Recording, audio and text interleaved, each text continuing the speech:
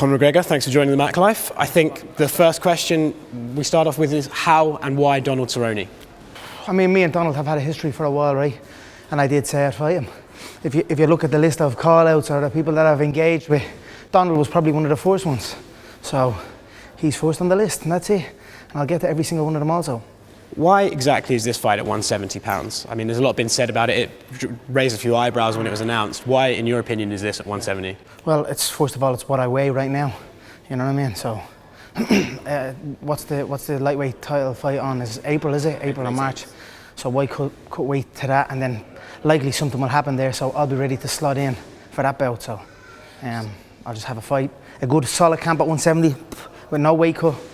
A good fight. I know Donald's a good fighter, great records, most knockdowns, most head kicks, most fights, most rounds. He's got a lot of UFC records under his belt, so I'll get a great camp, a great fight, and then it'll take me into the year. I'm looking at this as a season, so this is the beginning of the season. Donald was the first one that I agreed to have a bout with, and here we are. When you and him had that back and forth at the press conference a few years ago, do you think he's a different fighter now than he was then, or has he just maintained the same style and the same sort of energy? I mean, a lot has happened since that time, right? I was only the interim featherweight champion, so he's gone on and had some great fights. I've gone on and done what I've done, obviously. So a lot has changed. Skill-wise, he's probably remained the same, I'd say. So I look forward to tonight. I'm very, very well prepared. My team has been phenomenal this camp.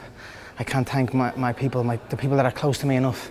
And I just feel good to be in this spot that I'm in. I don't have to worry about the weight cut. I can focus on my skills, focus on my endurance, focus on my strength, and build myself, you know what I mean? Build myself back up. That's what allowed me to achieve the things I achieved. The dual weight championship, it was consistency, consecutive bouts, back to back. So that's what I'm looking to replicate again. We'll get onto the lightweight title fight in a minute. But I think when 170 was announced, everyone is linking you to Jorge Masvidal. I mean, his rise this year has been pretty crazy. Dana White says that is a fight you're interested in. Is it a fight you're interested in? Yeah, I'd face Jorge. I'm not going to 170 just for Jorge. You know what I mean? He hasn't got really anything. I wasn't really that happy with how that bad motherfucker thing ended. I think it's unfinished. In my opinion, that bout is unfinished. It was only getting into a good bout, I believe. So we were robbed of rounds 4 and 5 in that bout. But I like that welterweight bout. I like that the welterweight title fight that was on the weekend. I like the look of that. I like the look of Kamaru Usman. I like the look of Colby. I'm open to it all at 170. Where do you see openings in them? Because I think people look at that title fight and they think, oh wow, what these great strikers, these cardio machines. Where do you see their weaknesses? You know, a lot of people forget about my skill base. You know, so I'm going to go in there and remind them. I don't feel these people are on my level when I am committed. I have not been committed in a while, up until about a year ago. You know, I started really committing myself. And I look forward to going back and showcasing my skills to the people. So the idea is to get through Cowboy in January, stay fit, stay ready, as you like to say, and then jump into that Tony Khabib fight if something happens. Why exactly do you think something's going to happen to stop that fight? You know the way they are. It's happened multiple times, right? Scheduled 4 times in a row. Now this is the 5th. For me, I'm back in my old frame of mind. I just want consistency. I want competition. It's what I love to do. You know, to be in that healthy state of mind and in my body also. So. That's it, whoever, wherever. I had a little game plan, right? I was coming back for the season. Frankie was another one, he was very respectful. I wanted to compete against him, there was reasons and that, but really, the UFC were coming back at me and saying this and saying that, so I put it in the UFC's hands. I do not care.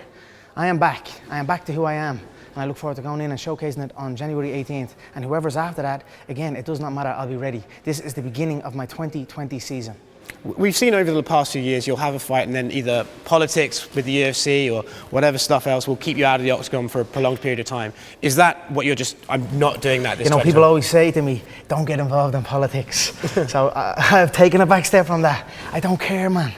The disrespect I've received from many in the business and sometimes it's caused me to react. I've reacted to disrespect and no more. I am focused on myself, in a belief in myself, and I'm back to who I am, and I look forward to going in and showcasing it again. I am pumped, I'm ready to go. When you were coming up, even as a younger fighter, I remember you saying it's never the opponent, they're just a shape you meet on fight night. Is that where we are again now? Yeah, I have many shapes, you know, many styles that I'm assessing from afar, but they're all just blank faces. So with this new sort of inner look and the new journey is focused on yourself, do titles still motivate you? Do you still want to make? Course. Yeah, is that what you're looking for? Of course, yes, most certainly. Gold, and I'd say silverware because that bad motherfucker belt is a silver one. It's not the best looking belt, right? Well, I don't really care about that, to be honest. I want the gold. I'm after the gold. 155, 170, and they're the belts I am chasing now. I know you don't want to talk about opponents and names so much, but I will say one last one is Justin Gaethje. Recently, you even tweeted "lol at Gaethje." Yeah. He's been very vocal about how this idea of he's on the list. Yeah. He is on the list. Maybe I will face him next. Maybe I'll face him next. You know, he has it coming to him. I mean, I laugh at El Justin. He's bleeding.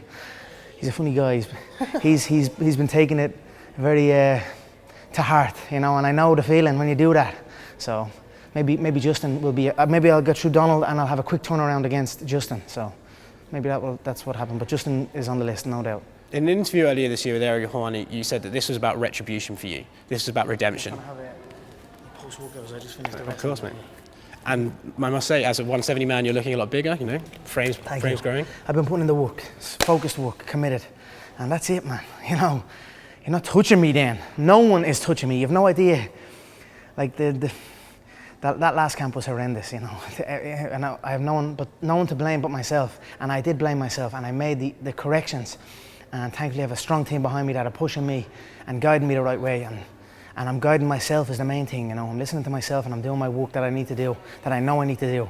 Fighting's always close to my mind now, and I know I've got many businesses and these type of things that are thriving at the minute, but fighting is my bread and butter, and that's what I'm focused on. Is the desire to rematch could be because of your animosity towards him, or because you know you could have done better? No, I'm just having fun with it all now.